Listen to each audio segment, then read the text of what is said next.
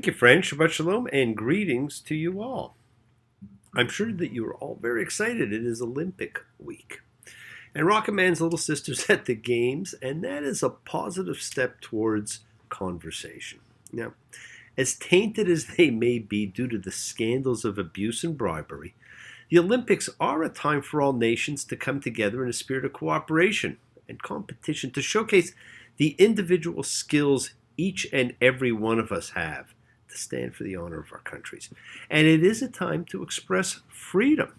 It's sometimes hard to enjoy when they're on the other side of the world because you have to watch them on a strange schedule, but do try and catch some of the action and see people be their best, and let that be a reminder to you to always try and be your best.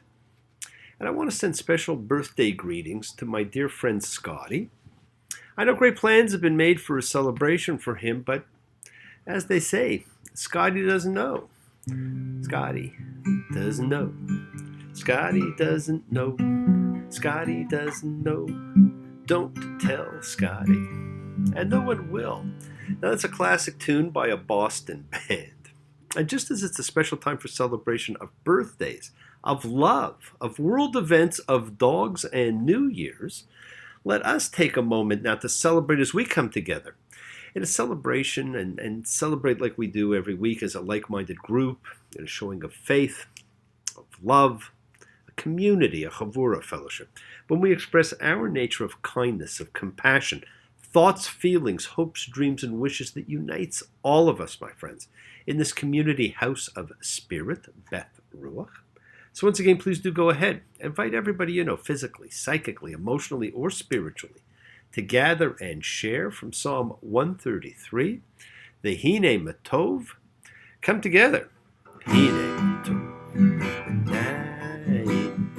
Shevet Achim Gam Yachad. Hine Matov. Shevet Achim Gam Yachad. How good, how pleasant it is for brothers and sisters together. Community, community, community, together. And as a community, let us all spread love, goodwill, and fellowship to the entire world, my friend. The world is watching, as they say. And let's once again send out energy to help others the world over who suffer from mental, from physical, from emotional, from spiritual trauma. As we share the miracle of healing, of renewal. Let's send prayers out to Bruce, and let's hope he finds healing in the heat of Arizona's sun. For Cindy and the captain, for Veronica, for Amanda, for the Cardinal, for Ben and Lindsay and Jim, for Alex, Chuck, Bob, Aubrey, for the Bee. And to whoever else you know who comes to mind, to share energy and send healing renewal to all. And of course, make sure you include yourselves, my friends. You need renewal too. It is the kindness, healing wishes, goodwill, and love we all send out. It circles the world finding those in need. So thank you, each and every one of you, for all you do, for all you care, because the world is a world of spirit, and spirit never dies. Me, Shabbat. Avoteinu Makor HaBracha Limotenu. May the source of strength bless the ones before us. Help us find the courage to make our lives a blessing. The renewal of body, the renewal of spirit. Let us say, Amen. Misha Baruch, let us all have our spirits renewed the world over, my friends.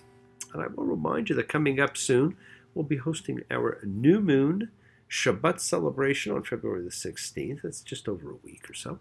During which we will honor the new month, the Sabbath, Valentine's Day, the Chinese New Year, and we'll throw in an early Purim, the holiday designed to let you be who you either really are or wish you really were, just for fun. And you're all welcome. Just let me know if you're coming. Well, friends, it was too good to be true. You could not continue having incredible episode after episode like we have. Just look at the last few weeks. The birth of Moses, his introduction and calling from God, the plagues and God's introduction to the world, the freeing of the people, the splitting and crossing of the Red Sea, the great epiphany, when God spoke to all the people and gave the rules for life. Phew, what a whirlwind. Well, this week, we might just have a little bit of lunch bag letdown as we read Mishpatim, the judgments, the first introduction of rules and regulations. In fact, chapters 21 to 23 are a part of the Torah known as the Book of the Covenant, or the Covenant Code, because it's a list of laws. Now take a breath, take a snooze. It's our time to pause from the work we've been doing in trying to inculcate freedom and read a few less exciting passages. Now, interesting laws they are. Swinging for the fences with the first one, is the first law given to the people is how they should treat their slaves. Now, does that make any sense? A newly freed people are immediately given laws about how to treat their slaves. I don't think so. And the judgments or laws in this parsha deal with this a lot. And with violence done, with property damage, with restitution, and even with the sabbatical year for the land. It also talks about, the laws regarding festivals, that there are 3 gathering festivals, which are mandated that every man appear at. And I'm sure in today's gender-neutral world, the authors of the Bible would not have been allowed to say man. I bet it would have been people. But friends, this unusual beginning of laws is not about slaves. And it's hard for people to believe. But the Bible was actually not against slavery. We have developed to that point. But the Bible doesn't question this as an institution. It simply sets out to put certain limits on it. As one can see in the subsequent laws, the slave retains basic human rights. No, my friends, this parsha and all these laws, and I'm sure you actually, would need any others, are about humanity, about decency and dignity. Right? Just read these few. There's not that many in these couple of chapters, and you'll see that there's really no other laws that are necessary for you other than the Ten Commandments, and this is really all you need. I'm looking east, looking west. See people cursed, see people blessed. Asking everybody, like a man possessed, have you seen dignity? I went down where the vultures feed. I would have gone deeper, but there wasn't any need. Heard the tongues of angels and the tongues of men. Wasn't any difference to me. Looking at a glass that's half filled. Looking at a dream that's just been killed. Asking everybody that's strong-willed, have you seen dignity? Dignity, my friends, this is all about dignity. Now, please do not let your dreams get killed. And do not kill anyone else's. That, my friends, is murder. So why is this strange group of laws about dignity and humanity? Well, Exodus 22:20. And you shall not persecute an alien. You shall not oppress him, because you were aliens in the land of Egypt, the land of confinement. You shall not degrade any widow or orphan. The emphasis with these laws is on equality and inclusivity. Everyone is treated the same. There isn't a law for one and a law for another. Everyone is the same. And this calls for the constant proper protection and treatment for the weak and the indigent of society. No widow nor orphan shall you abuse. Who would be weaker in society? And there's further caring for them later on. Now we also read in Exodus 22:25, if you take your neighbor's clothing as security, you shall give it back to him by the sunset. He may need it for warmth, for protection, for dignity. And we see some of the laws put in place for the protection of women. If a woman is raped, It says, he shall surely pay a bride price for her as his wife. The seducer is obliged to now marry his victim, and he must pay the bride price. Now, the bride price was a fund reserved for the use of the woman, and it accompanied marriage.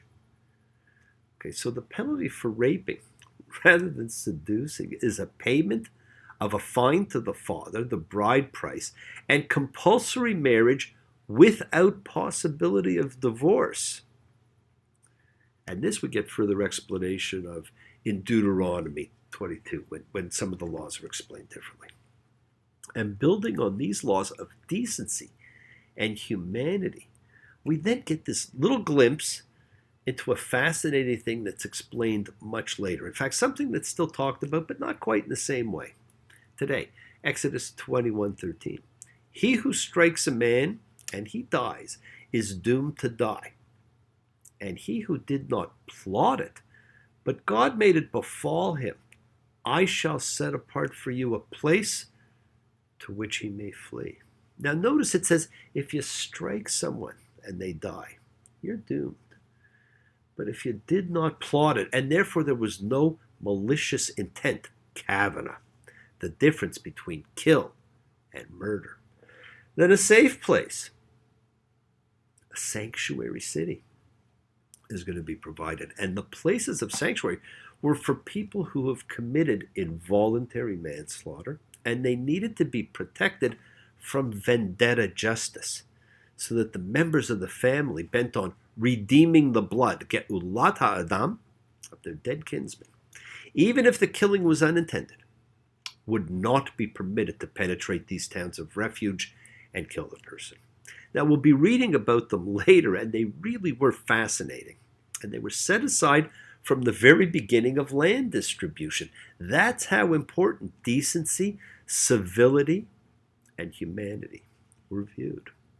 Now, we also see how important the principle of equality before the law was. Exodus 23:3 requires the avoidance of any judicial affirmative action. There must be no preferential treatment in court, either to the poor man because of his afflictions or to the rich man because of his power. There's even a warning about taking bribes because it blinds. And there's another warning thrown in, one which we have seen several times thus far in the Bible, but don't necessarily pay a lot of attention to because it was always said in different ways. Exodus 23:1. Beware the mob. You shall not follow the many for evil. Hold on to your own sense of what is right. Do not be swayed. Friends, it is so easy to be hurtful in a group. We lose our sense of self, of right and wrong, of humanity. And it's easy to keep silent when one's group does harm, or when its leaders do harm from their position, which derives its power from the group. Now, Sigmund Freud did an incredible study of the mob in his book on group psychology and the analysis of the ego, and I recommend everybody read it. I studied it in a philosophy of religion course. And out of the blue, we get a line thrown out to us, one that has had repercussions since. Exodus 23:19, you shall not boil a kid in its mother's milk. Now, there's no laws of kashrut here, okay? But believe it or not, this famous prohibition would become the basis in rabbinic dietary regulations for the absolute separation of meat and dairy foods. And there's two different kinds of justification that have been proposed for this prohibition. Now, Maimonides, the great Rambam, and many after him, suggest that the laws of prohibition to pagan custom, while Abraham ibn Ezra and many others explain the prohibition on humanitarian grounds. And that fits much closer with the underlying theme to the law of humanity and dignity that we're reading in this section. Section has nothing to do about food. And somehow, while ensuring decency and dignity, we actually get the first mention of the lex talionis, Exodus 21:23. And if there is a mishap, you shall pay a life for a life, an eye for an eye, a tooth for a tooth, a hand for a hand, a foot for a foot, a burn for a burn, a wound for a wound, a bruise for a bruise. The pitiless punishment by equivalent injury, which has created so much discomfort among biblical scholars and rabbis, and has elicited tracts and tracts of commentary. Now, after these laws, we're basically given a law about holiday observance, and you're kind of told all you need to know about the Jewish holidays. Exodus 23:14, 3 times in the year shall you hold me a festival. The festival of flatbread you shall keep 7 days. You shall eat flatbread as I charged you, at the fixed time of the month of the new grain. For in it you came out of Egypt. And they shall not appear in my presence empty-handed. And the festival of the harvest, first fruits of your labor, and the festival of ingathering, as the year goes out. When you gather in your labor from the field, 3 times in the year all your males shall appear in the presence of the Master, the Lord. That's it, 3 simple times. Now the festival of flatbread, notice Passover is not used here, would be in April. The harvest of first fruits, Shavuot, would occur in late May or early June, and the ingathering, Sukkot. The harvest of most later crops would be in late September or early October. Those are your holidays, and the requirements for them are not actually very onerous. Now, I said there was another protection for the widow and the orphans, you'll see. And you may also have noticed the repetition in this section on the holy biblical number 7 in these laws. Now we're told that not only does the slave go free in the 7th year, but land sits idle in the 7th year. Exodus 23:10. And 6 years you shall sow your land and gather its produce. In the 7th you shall let it lie fallow and leave it. And your people's indigent will eat, and what they leave, the animal of the field will eat. So there's an order to things. Now land gets a sabbatical. It too needs to cease, to rest, to regenerate. And these are the reminders of the Sabbath itself, that great law. The Sabbath is a special time. And we treat the Sabbath as a special time. We dress for the Sabbath. We prepare ourselves for welcoming it. We get our families together. We sing a special hymn every Friday night, and it was written about the 16th century. Lecha Dodi, come my beloved, because we welcome the Sabbath, the most important commandment or law of all, like a groom welcoming his bride. Lecha, lecha, dodi, likrat, likrat, kala, pane, pane, Shabbat, nekabala. Lecha, lecha, dodi, likrat, likrat, kala. Panei, panei, Shabbat na Kabbalah, la, la. Shamor v'zachor b'dibur echad. Hishmi'enu el chad echad. Adonai echad, u'shemo echad. L'shem u'tiforet v'litchila, la, la, la, la. Come, my beloved, welcome the bride.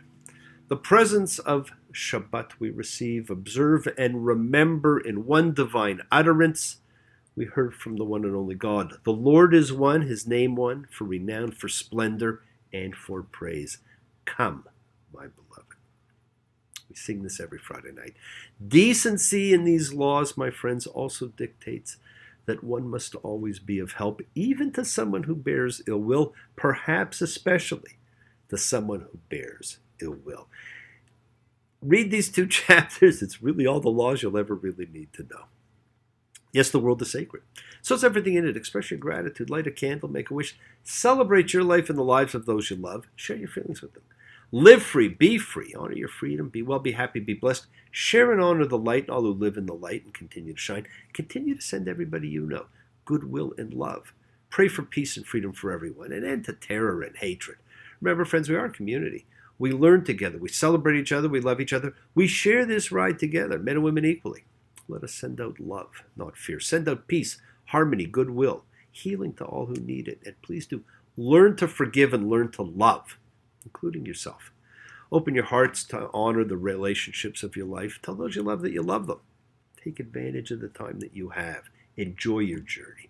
We take the twists and turns and the patterns that weave through the fabric of our lives on our effort to grow, to learn to be to love. So please do love. Now, bless you all. Have a fantastic week, a week of love and light, a week of peace, a week of miracles. Examine your intentions and use them to imprint your will on the universe.